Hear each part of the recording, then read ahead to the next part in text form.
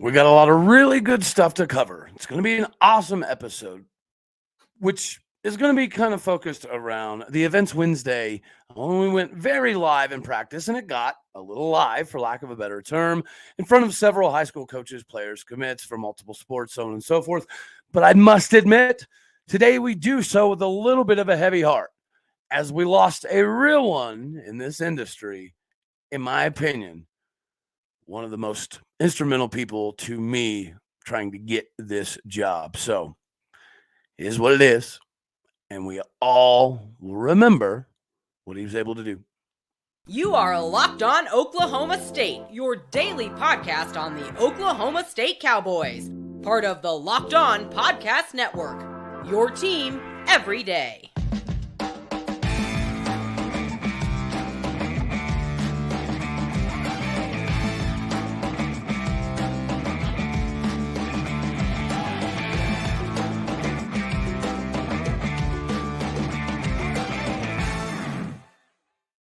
Howdy, y'all, and hello, all. Welcome back to Locked On Oklahoma State, your daily stop for all things Cowboy and Cowgirl related. My name is Cody Stovall. I want to thank you kindly for stopping by to make this your first listen here on Locked On Oklahoma State.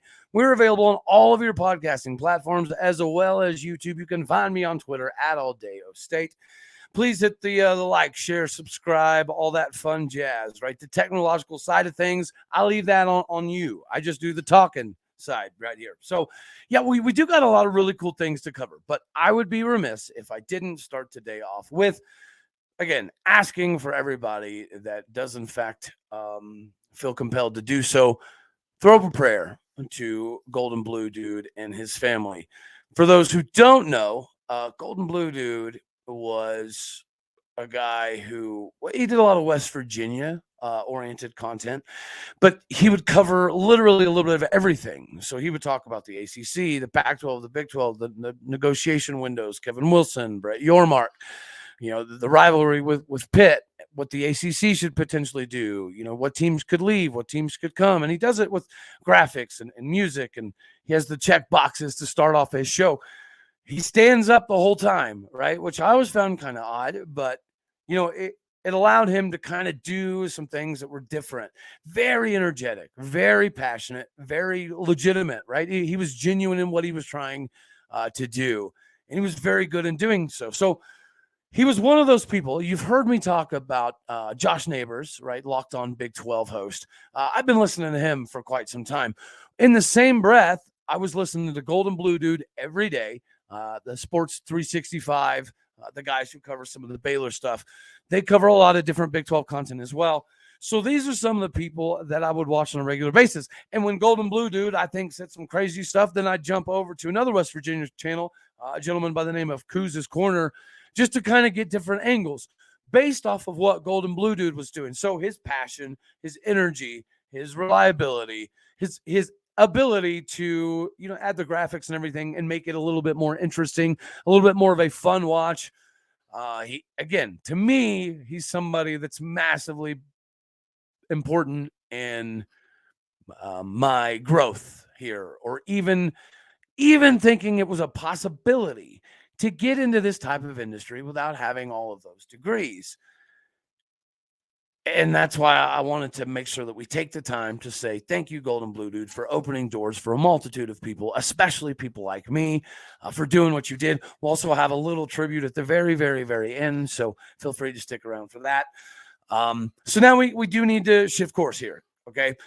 So Wednesday for Oklahoma State University was kind of a big day because we had so many coaches on hand. We had commits on hand. Brendan Garrison, the 4-star McDonald's All-American in basketball, he was also there on hand. Coaches from Oklahoma, Kansas, Arkansas, Missouri, Texas, Louisiana. It was spread all over Utah. We had a lot of representatives that were there to watch what was going on. They also brought some players to be part of the whole experience. And one of the cool parts about it was, if you hadn't seen, the Pittsburgh Steeler and former Oklahoma State running back Jalen Warren was on hand as well. He was there to meet up with somebody that he played a lot of ball with. So his high school coach was not only there, but he brought a lot of dudes with him. And I recommend that everybody kind of go do some digging in the Salt Lake City area, West High School. This dude is putting on a clinic as to how to build Division I athletes, especially in one area. And this high school coach, Alaso Salavi, was instrumental in helping get Jalen Warren to Oklahoma State University. And the reason Jalen Warren is back is because Jalen Warren attributes a lot of his success to his time at Oklahoma State, right? He knew the knocks on him coming out of Utah State were, primarily going to be involving his speed. He needed to work on that. He needed to work on his quickness, his vision, his ability to cut, his ability to read blocks, to set up blocks, to utilize working off the backs of the linemen and fullbacks. Those were stuff that he already had down. But the quickness, the acceleration, the 40, that stuff, the explosiveness was what, in his opinion, was going to hold him back. He was able to get the full body by glass system, which is the strength and conditioning coach for Oklahoma State University, and exploit exactly what he came to do. And now you're seeing it in Pittsburgh with the Steelers. So his coach brought multiple guys here. And it's really good to have that connection. Now, somebody that was asking me the other day in a Twitter space if I had very many of the recruits that I wanted to make sure that we were targeting. I definitely feel like was it Samasi Tonga? No relation to Benny Tonga. One of our recruiting coordinators at Oklahoma State University. This dude is an absolute animal, right?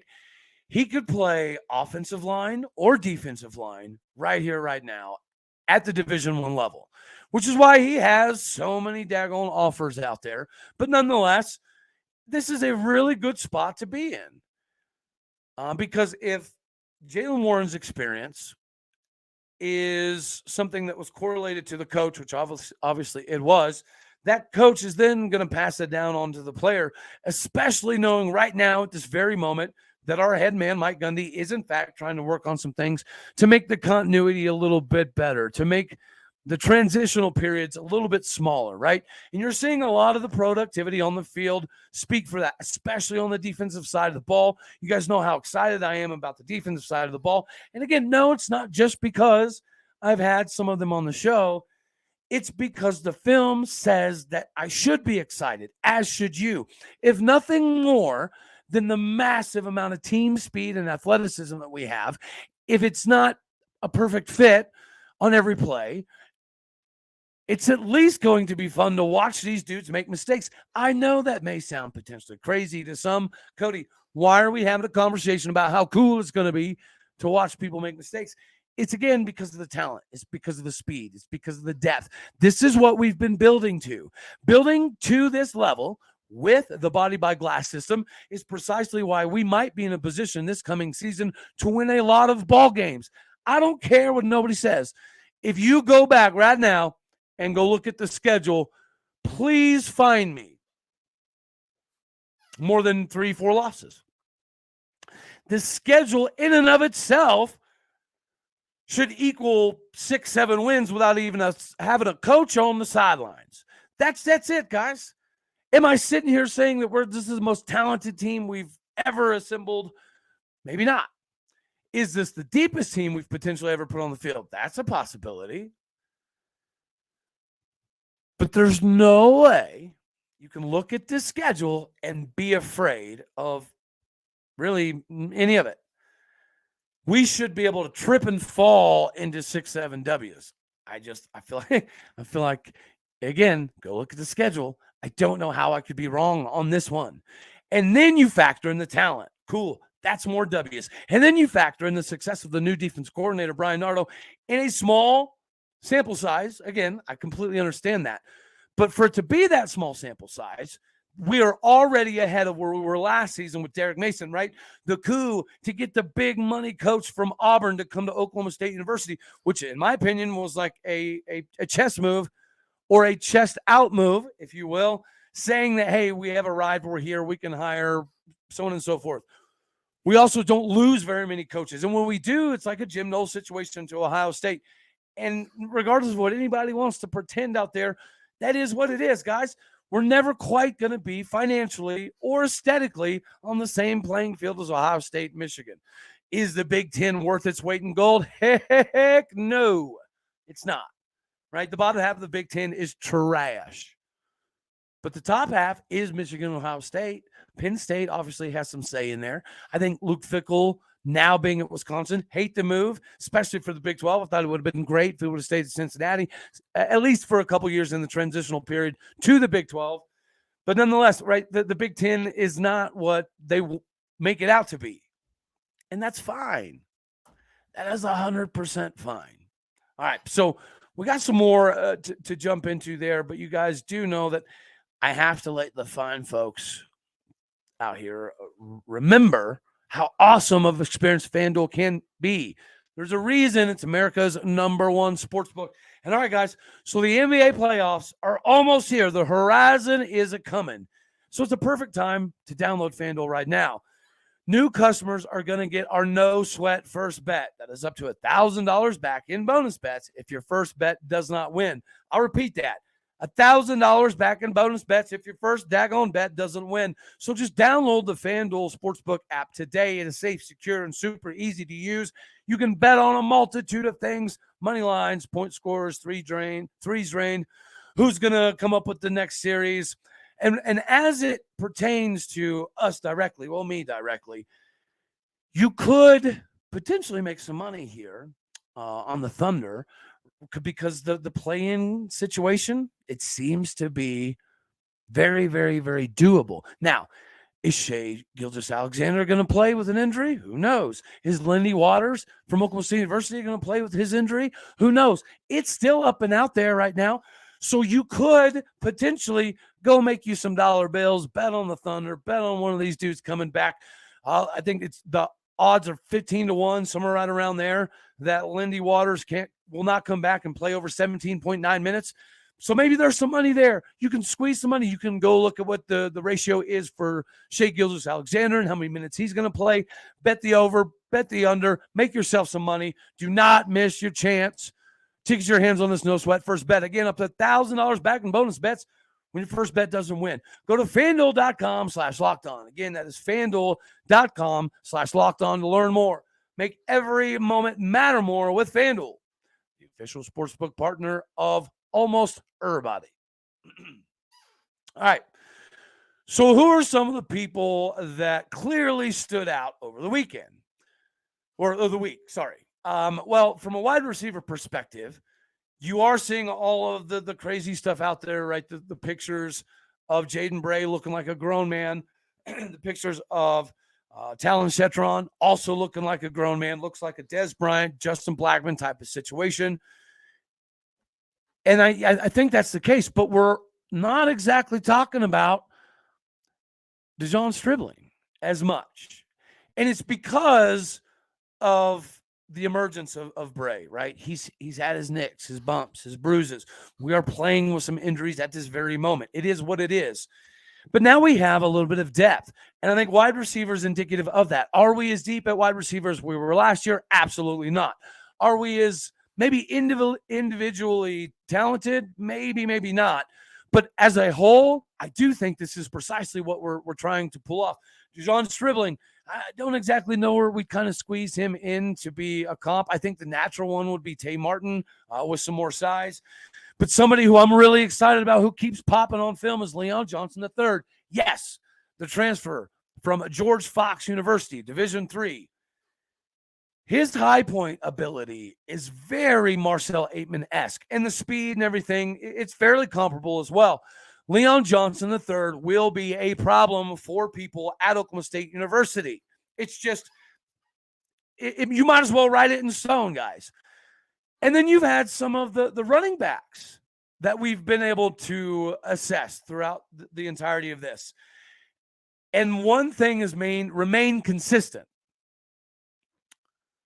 Elijah Collins is going to surprise the tar out of some people, right? So you can go ahead and write that in the books. He's very shifty. He sees the field very well. He has the vision that we knew we missed last season. He's more explosive. He's bigger. He's stronger. He's faster, all that fun stuff.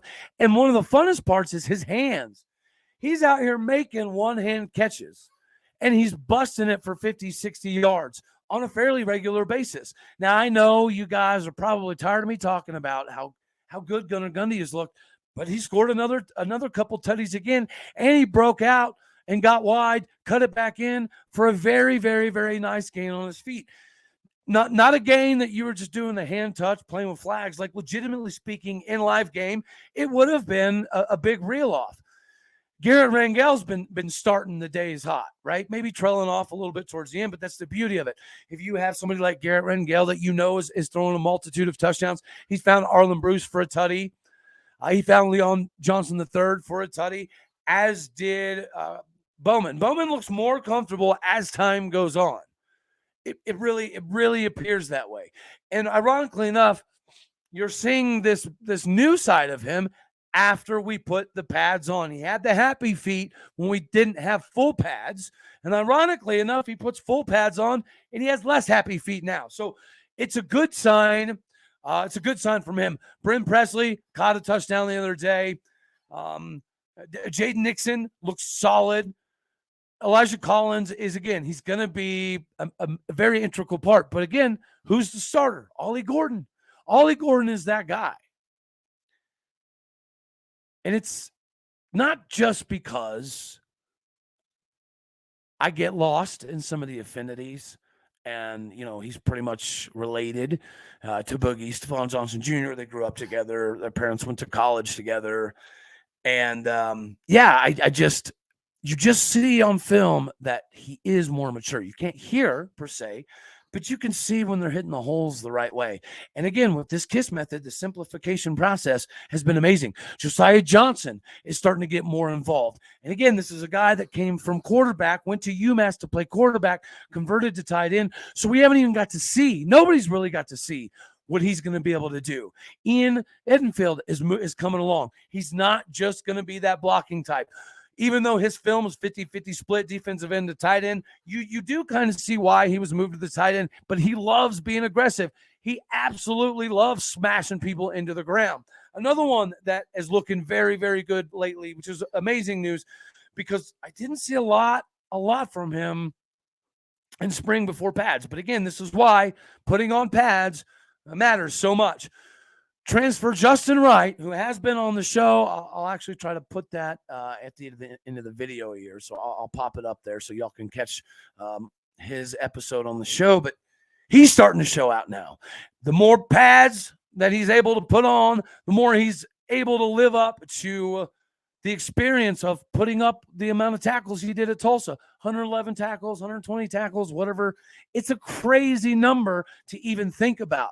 And now you're seeing him shed blocks like a seasoned vet. Not only does he shed blocks, but he sets up blockers as well. So he will purposely deceive the guy coming to block him in the second level. He will shift his eyes one way. He will shift his hips one way. And then as soon as that guy coming to block cheats that way, he goes the other way. So he's juking people from the linebacker position by manipulating them with his eyes and his hips. That is very veteran level stuff. That's the kind of stuff that we were missing coming into the season. Yes, losing Mason Cobb's not a fun experience. We get it. He's talented. He's going to do great at USC. But Justin Wright was that, again, I'm going to go back. He is the Dan Campbell, chew your kneecaps off type of dude that we needed. We need guys in Brian Nardo's system to fill their gaps, to take care of the responsibilities, to do their job and their job only. When people try to bounce it and do a little bit too much, it screws up the play. And Brian Nardo's not about that thing. Brian Nardo is not, let's go to plan B. Brian Nardo is, we're gonna make plan A as flawless as we can by repetitions. We're going to make it as close as we can to muscle memory, so you're not having all of these issues of having to overthink things out there. And in the team period, you're seeing that. So with all these coaches out there, right, it's great to see a Pawhuska coach out there, especially when he gets to see his dude, Mason Gilkey from Pawhuska, snag a tutty, right? to see that, to be all that, to be there on hand for that, and to be able to kind of have that conversation with the guys that were there to watch everything. Like, this is what you can do. This is what you can be. If you're out here catching touchdowns, you're probably putting yourself in a position to eventually play some ball. The defense had highlights, but not as many highlights as Garrett Rangel and Alan Bowman and Jaden Nixon. Quentin Stewart looks to be like the real deal at the tight end position, which is awesome. That means that last year he wasn't getting pushed by tight ends. Now he is. So he's getting to see the little nuances of the game that he's been missing being taught in the last couple of years. In his time at Stillwater, yes, he had a touchdown last year, later on in the season. But, we talked about Jaden Nixon's hands have improved dramatically. Elijah Collins, he wheeled off a wheel route, pun intended, thrown by Zane Flores for a beautiful looking touchdown. Garrett Rangel, Jaden Nixon, they keep hooking up for touchdowns.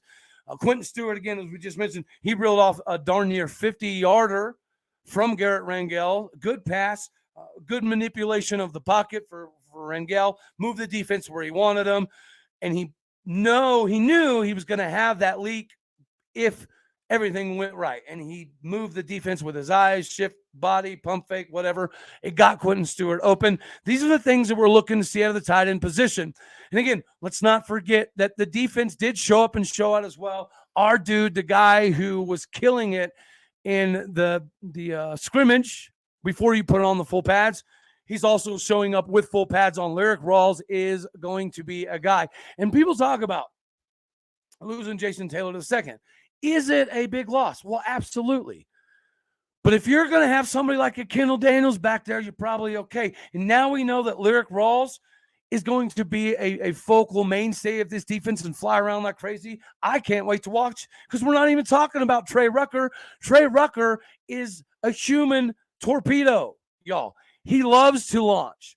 He's the Roy Williams guy that'll jump over everybody to make a play. And we're not going to forget about Alan Bowman. Gunnar Gundy keeps getting better and better and better. It is obvious that he's feeling better post-surgery. And, he hit Jaden Bray on a nice little touchdown there, kind of on the corner. And then, Talon Shetron, he had a touchdown catch from Gunnar Gundy.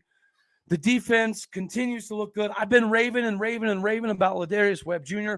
Well, that's why he probably went out there and had a pick.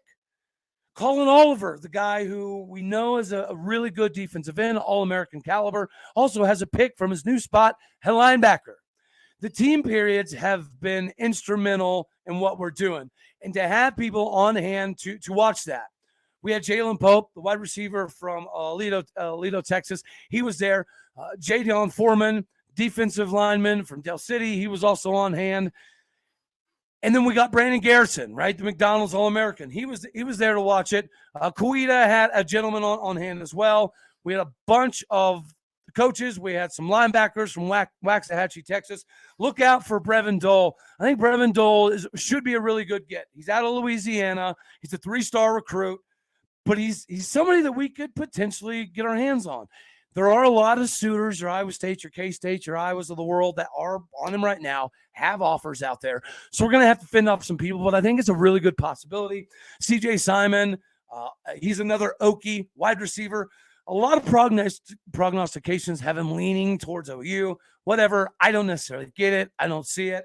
But then he doesn't have a committable offer from OU that I can find yet either. So I don't understand the crystal ball there. Maybe I'm missing something. Who knows? Offensive lineman, okay? Caden Massey, 6'8". He's out of Kansas.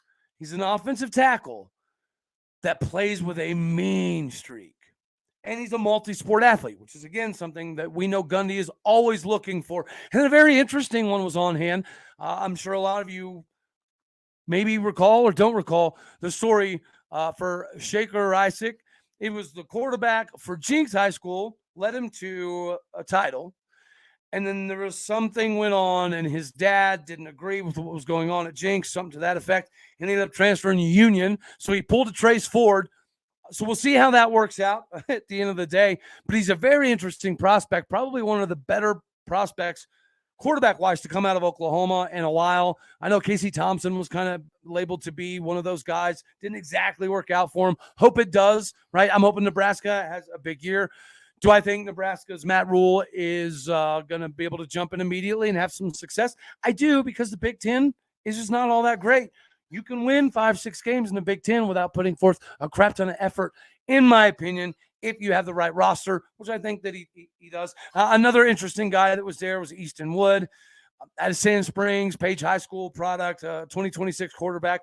But keep our eyes out on what Shaker ends up doing. He's got offers from all over everywhere. So it's going to be a difficult proposition.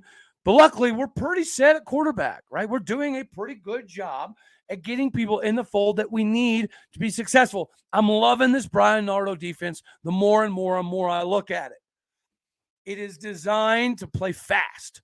No thinking, just use the athleticism, use the speed, use the talent. Is it going to cause us to be burnt occasionally? Absolutely. But you're okay with being burned if you're doing it at 135 miles an hour, as opposed to trying to be a perfectionist at 75 miles an hour. That's what we don't want. That's kind of what I think we had a little bit of last year, because you could see the talent. You could see that the safety position was in a pretty good spot. Well, hell, Raymond gave the second. He had a pick the other day, too, a tip deflected pass. Ladarius Webb Jr. is going to be the guy that fills in for Jabbar Muhammad. Is Jabbar Muhammad a good ball player? Yes, he is. Is he going to do good at Washington? Probably. I hope that he does. But I'm telling y'all, Ladarius Webb Jr. will replace him instantaneously, and you won't notice a lack of production. I don't think this is orange Kool-Aid. It might be. You might accuse me of that. And it might end up very well being that, but I don't think so. I don't think that's it.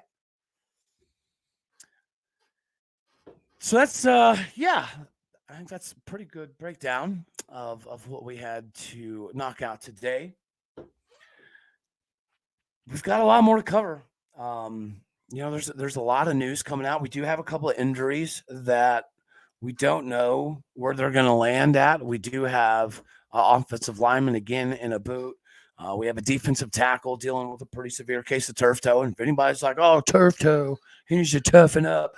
You haven't experienced turf toe. Imagine getting up middle of the night, stubbing your big toe the end of your bed while you're walking full speed, even if it's just a shuffle. You can shuffle full speed if you want to. Imagine that feeling and how it pretty much takes you to your knees and takes your breath away, right? Squeeze it into a shoe and experience that constantly, right? It only lasts a few intense moments in your bedroom when it's pitch black, but it doesn't go away when you're trying to plant and push off of it on the field. So I get it, especially for a fellow that big. I'm sorry. If you're 6'3", 310 pounds, yeah, your lower half is, pretty daggone important. So anywho, that's all we got for the O State updates here, guys. Tune in for the next updates. Thank you for making Locked On Oklahoma State your daily listen. As always, I love you all. God bless. Go Pokes. And now we get to shift a little bit to Mr. Golden Blue Dude. Again, he was huge. And me getting into this, or even wanting to get into this, or even thinking it was a possibility to get into this. I thought you had to have all the degrees and all that fun jazz. And evidently, it's not a necessity. It's just about, putting stuff out that matters to people. And he did a lot of that. I watched when I started watching him, I think he was at like 1,100 subscribers on his YouTube. And last I looked, you're talking 14, 15, 16,000-ish. What he's done is impressive. He made a lot of West Virginia people happy. He made a lot of Big 12 people happy. And he predicted some things that ended up being realistic, right? So, yeah, I'll always have some affinity there for that individual because he's that special of a dude. So I will link his GoFundMe, Golden Blue Dude, Mr. Chris Petry. I'll put his GoFundMe in the description.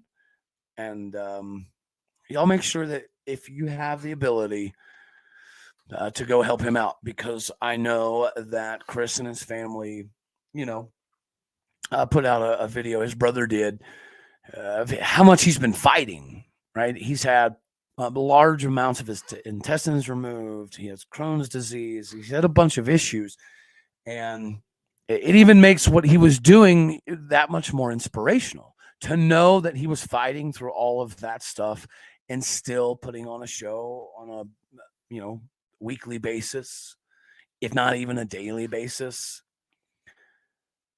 And again, it was fun. He was number one on my bucket list to get on the show when we played West Virginia. I did ask him a couple times, but I had just started. Like, I had the job for a couple weeks. So, I wasn't super surprised. I didn't reach out to somebody that had like 3 subscribers. I get it. But I was hoping to build this thing up enough to get him on the show this coming season. But if you're still looking for some West Virginia content, that Kuz's Corner guy is pretty daggone good. Not quite what Golden Blue Dude was, right, as far as the engagement and the fan engagement and the stuff he was doing.